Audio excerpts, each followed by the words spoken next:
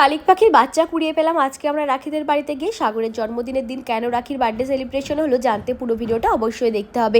আজকে বিকেলবেলা কিন্তু আমরা গিয়েছিলাম রাখিদের বাড়ির পাশে মিশনটাতে, সবাই মিলে একসাথে গল্প করতে করতে ওখানে গিয়ে কিন্তু কয়েকটা ফটো ভিডিও তুলছিলাম। হঠাৎ করে গাছ থেকে পাখির আওয়াজ শুনে উজ্জ্বলতা গাছের নিচটাতে গেল, গিয়ে দেখে যে একটা শালিক পাখির বাচ্চা নিচে পড়ে রয়েছে। তার মা কখন দৌড়ে কিন্তু চিৎকার করেই যাচ্ছিল। পাখির বাচ্চাটা কিন্তু অনেক অসুস্থ ছিল, পাখিটাকে কিন্তু পিঁপড়েও ধরেছিল, পাখিটার গায়ে কিন্তু পোকা পোকাও হয়ে গেছিল। উজ্জ্বলতা কিন্তু অনেক চেষ্টা করলো গাছটার মধ্যে পাখিটাকে তুলে দেওয়ার, যেহেতু অনেকটা বড় আম গাছ ছিল তাই কিন্তু তুলতেও পারছিল না। আর পাখির বাচ্চাটা পড়ে যাওয়ার কারণ হচ্ছে হনুমান এসে গাছের মধ্যে লাফ দিয়েছে, সেই ডালটা থেকে কিন্তু বাচ্চাটা পড়ে গেছিল। পরে কিন্তু অবশ্যই বাচ্চাটাকে তুলে দেওয়া হয়েছিল, একটু সময় লেগেছিল যেহেতু অনেকটাই লম্বা গাছ ছিল। তারপরে আর কি আমরা সবাই মিলে কিন্তু রাত্রেবেলা রাখি আর সাগরের জন্মদিন একসাথে সেলিব্রেশন করলাম। আজকে কিন্তু মেনলি সাগরেরই বার্থডে সেলিব্রেশন হয়েছিল, কেকটাও কিন্তু সাগরই কেটেছিল। যদিও বার্থডে দুদিন পরে বান্ধবীটাও রয়েছে, তাই বান্ধবীকেও কিন্তু একবারে আমরা গিফটটা দিয়েই দিলাম। রাখির বার্থডে কিন্তু প্রত্যেকবার অনেক বড় করে হয়, এবার কিন্তু আমরা আবার ঘুরতেও যাচ্ছি, তাই জন্যই কিন্তু আবার বার্থডেটা হবে না, তাই দুজনেরটা কিন্তু একবারে করে দিল। তোমাদের ভিডিওটা কেমন লাগলো